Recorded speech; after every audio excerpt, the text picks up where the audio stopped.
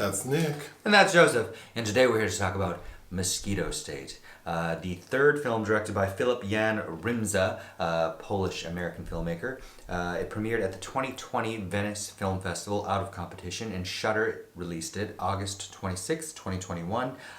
Notably, it's Mr. Rymsza's first film since 2007, which is the year in which Mosquito State is set. So we're late reviewing this. Why did we watch it? Because I wanted to. Oh. But we've had the screener for a month, so, a little behind. Wow. Not my fault. Unfortunately, this one's a no for me. It did pick up, I think I was curious, Shudder's preview made me interested, as well as it won an award for cinematography out at the Venice Film Festival. Wow. Okay. The basic story is there is a man named Richard. He is right? Richard Boca. Boca. Which means his nickname would be Dick Boca. Or Dick Mouth. Because Boca is mouth in Spanish. Oh. Dick Mouth. Dick Mouth. So Dick Mouth is a financial analyst. Played by Beau Knapp. Oh my God. He's a financial analyst. He lives on Wall Street. Mm-hmm. He has a lot of money because he lives in this amazing high-rise overlooking Central Park. And not only does he have this amazing loft, but this fool owns the entire floor. Mm-hmm. So one unit is just his wine cellar, another unit appeared to just be empty, so on and so forth. Anyway, the film opens with him at a work-related party where he gets bit by a mosquito on the back of the neck, and very quickly we see it swell up. He gets home. Well, he also meets a young woman at the party, an environmentalist named... Who's also a bar manager. Named Leah, played by Charlotte Vega, who we saw recently in... Lena or Leah? That's Leah. Or is it Lena? I think it's Lena. She was recently in the Wrong Turn remake. Oh, okay. Which I did see. Yeah. And I did well enough. Yeah. Yeah, okay. Better than this. Anyway, Dick Mouth gets bit by a mosquito. He also meets Lena for some reason because he looks and seems affected. And everyone at the party is making fun of him. But and she's beautiful. I mean, I assumed that she thought he had money and that's why she went home with him. She seems to appreciate his vulnerability. I think we're led to believe, but he's also described as the golden goose by his boss, played by Olivier Martinez. In front of her. Yeah. Which is what makes me think that she thought she might get something. Because the way this character's played, he does not seem endearing or charming. No. He just seems like a weird creep.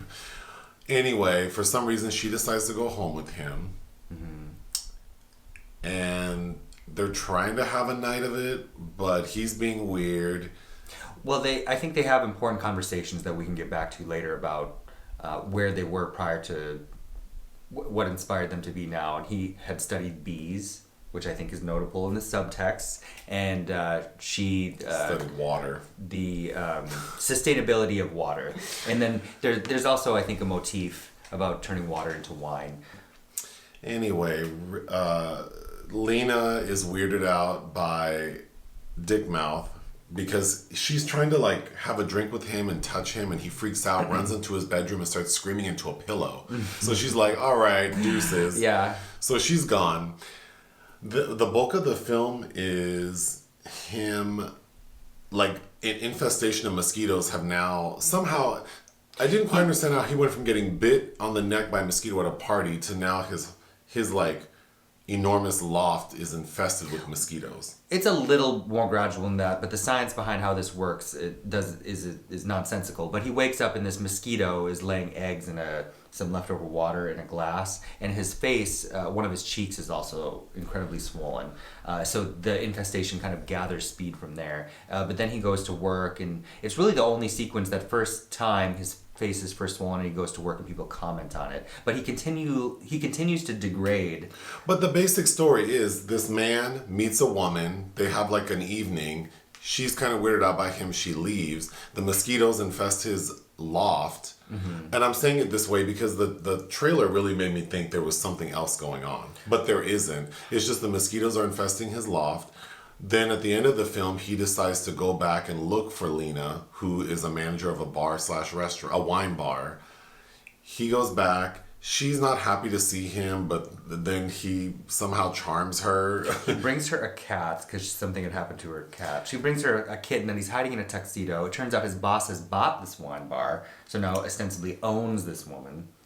Also, it's important to know on their first and only date, she mentions like, oh, I wish I could just have like one day to own a place like yours. Okay, so then at the end of the film, he sees her at the wine bar, convinces her, or she wants to go back with him.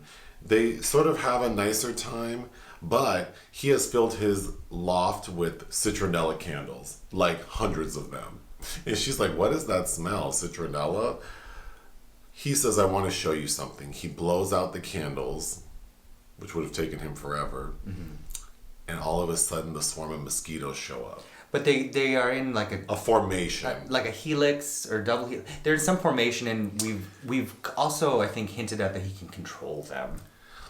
We can get into that maybe, but that sort of is not settled. Like, we don't know how she feels about it, except that we see them wake up the next morning, like post-coital, I would presume. Her clothes are on.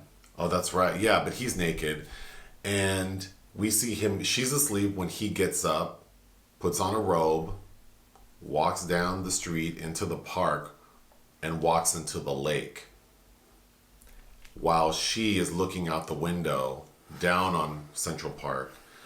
But before that, we see that he's left her the deed to his loft. Mm-hmm. The end. Mm-hmm. We don't know if he died in the water. We just see him like at the bottom looking up with the mosquitoes coming down. That's it. Mm-hmm.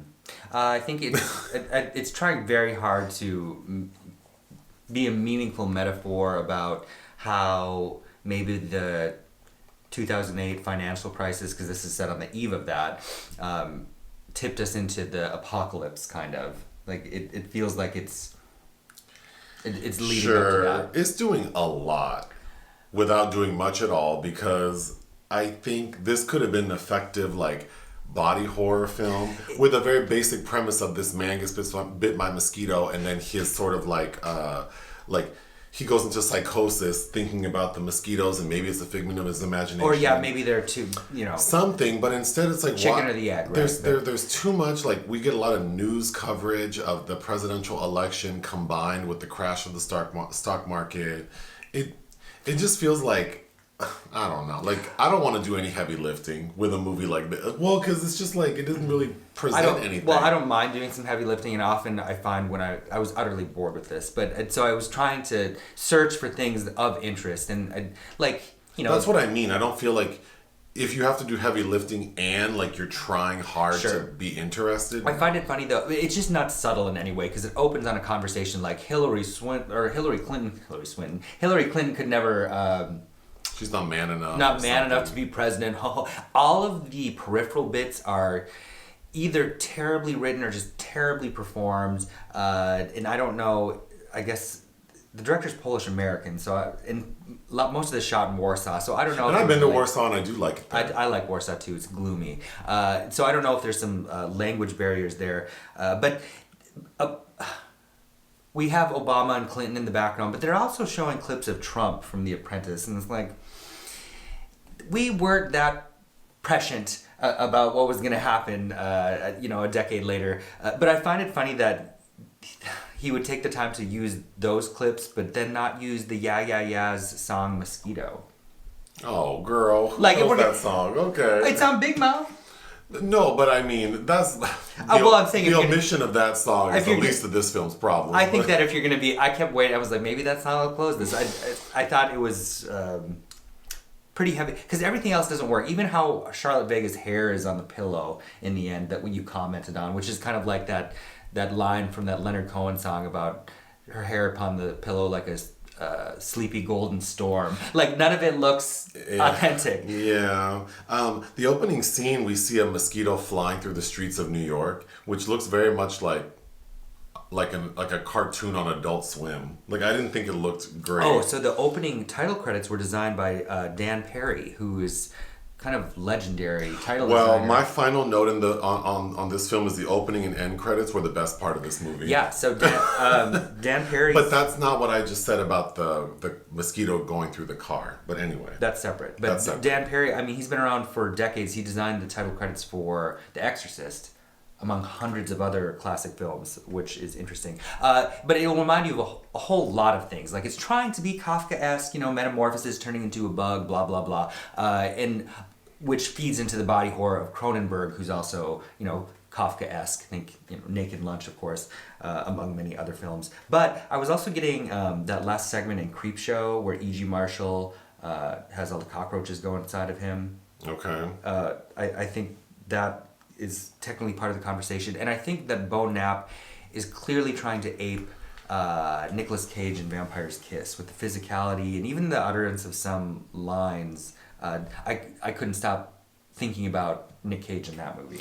I think the character is sufficiently creepy, but then it's played in a way that's a little too...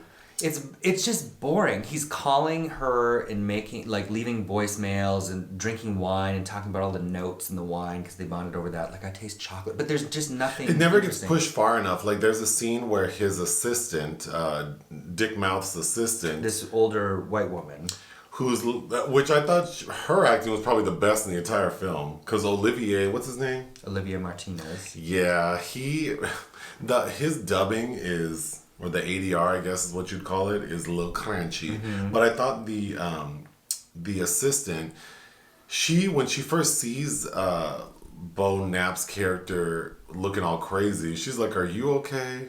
She's the only one that's asking. Do you? I mean, I can get a doctor who makes house calls, and then he sort of says like, he has a baby monitor that's supposed to monitor his home, and he can hear the mosquitoes buzzing, and he gives this little weird talk to his assistant about how I can hear what's going on. Like they're feeding into the algorithm. So he's created an algorithm that has allowed this company to flourish, right? Because he has some screaming match in the office about where would this company be without my formula, blah, blah, blah, which is called Honeybee.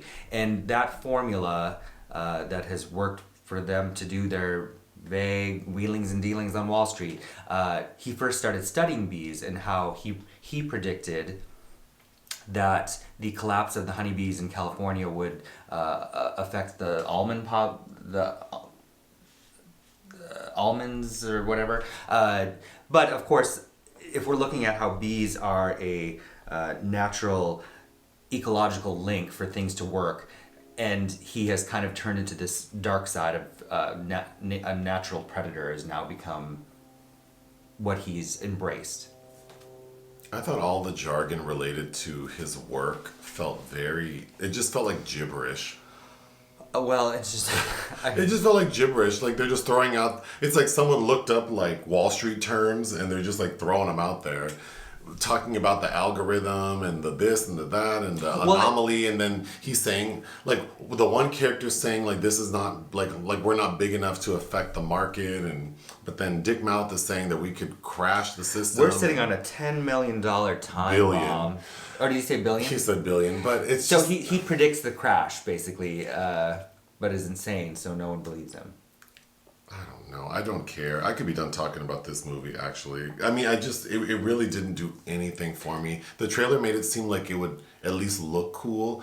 There are some cool shots. But then they're followed by really weird edits, like really crunchy transitions to like another shot or an entirely different scene. Did she die after he introduces his mosquito nest to her? I guess not. She has all her clothes on in bed while he's covered in all his welts. But and also the citronella candles, like they're all over the apartment, but he's cordoned off the mosquitoes to a part, and he just blows out the candles and they come in. It's like I don't think that's how that works. Maybe he trained them. I just feel like the most interesting part of the movie are these mosquitoes, and we don't get a lot about them. Also, the visuals of the mosquitoes laying eggs, I feel they weren't arresting.